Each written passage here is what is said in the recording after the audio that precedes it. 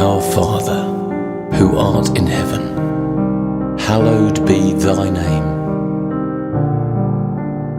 Thy kingdom come, thy will be done on earth as it is in heaven. Give us this day our daily bread, and forgive us our trespasses, as we forgive those who trespass against us.